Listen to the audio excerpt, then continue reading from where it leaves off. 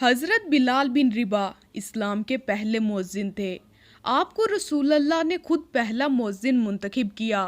وہ عام طور پر بلال حبشی کے نام سے جانے جاتے تھے۔ حضرت بلال رسول اللہ کے سب سے معتبر اور وفادار ساتھیوں میں سے تھے۔ آپ کے والد کرب تھے اور ان کی والدہ حبشی تھی۔ ان کے والد کا نام ربا اور والدہ کا نام حمامہ تھا۔ مختلف اسلامی مورخین کے مطابق حضرت بلال کا رنگ گہرا بھورا تھا، لمبا پتلا جسم اور گھنے بال تھے۔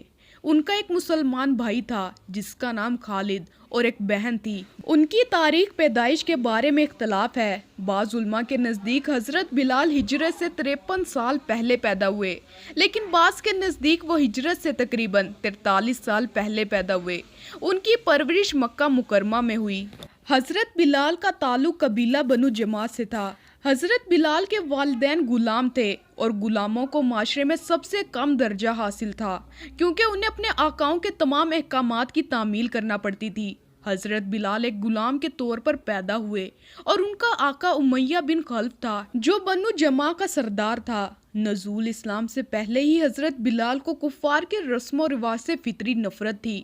جب رسول اللہ نے اپنی نبوت کا اعلان کیا اور اسلام کی تبلیغ شروع کی تو حضرت بلال نے فوراً بت پرستی سے انکار کر دیا اور وہ مسلمان ہو گئے۔ در حقیقت حضرت بلال اسلام قبول کرنے والے پہلے 9 مبارک لوگوں میں سے تھے۔ شروع میں جن لوگوں نے اسلام قبول کیا ان کا کوئی حمایتی یا ہمدرد نہ تھا اور کافروں نے ان پر وحشیانہ تشدد شروع کر دیا۔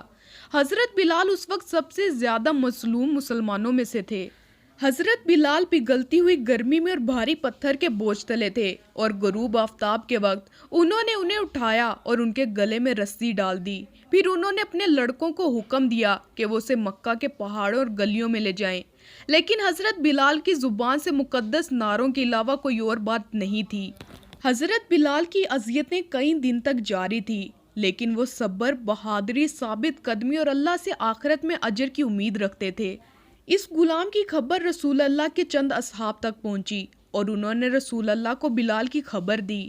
رسول اللہ نے حضرت ابو بکر صدیق کو بلال کی رہائی کے لیے بات چیت کے لیے بھیجا۔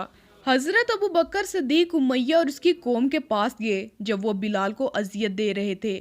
ابو بکر صدیق نے ان پر آواز لگائی، کیا تم ایک آدمی کو اس لیے مار رہے ہو کہ وہ کہتا ہے کہ اللہ میرا رب ہے؟ پھر حضرت ابو بکر صدیق نے بلال کے آقا امیہ بن خلف کو پکارا اور کہا کہ اس کی قیمت سے زیادہ لے لو اور اسے آزاد کر دو۔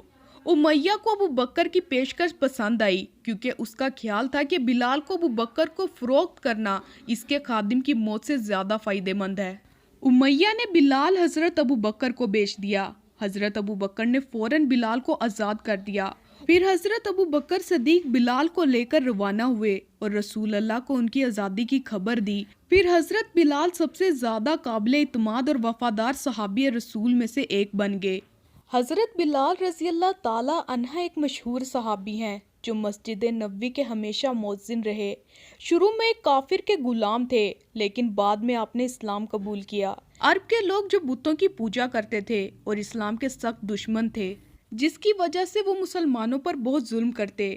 حضرت بلال پر اتنے ظلم کرنے کے باوجود بھی ان کی زبان پر ایک ہی کا ورد تھا۔ یہی وجہ ہے کہ حضرت بلال رضی اللہ تعالی عنہ کو ہر طرف سے ستایا جاتا، سخت سے سخت تکلیف پہنچائی جاتی تھی، مکہ کے لڑکوں کے حوالے کر دیا جاتا کہ وہ ان کو گلی کوچوں میں چکر دیتے پھریں۔ اس کا آپ کو یہ صلہ ملا کہ حضور صلی اللہ علیہ وآلہ وسلم کے دربار میں مؤذن بنے اور سفر خضر میں ہمیشہ اذان کی خدمت ان کے سپرد ہوئی۔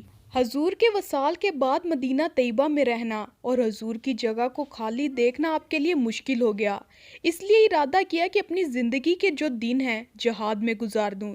اس لیے جہاد میں شرکت کی نیت سے آپ چل دیے۔ ایک عرصہ تک مدینہ منورہ لوٹ کر نہیں آئے۔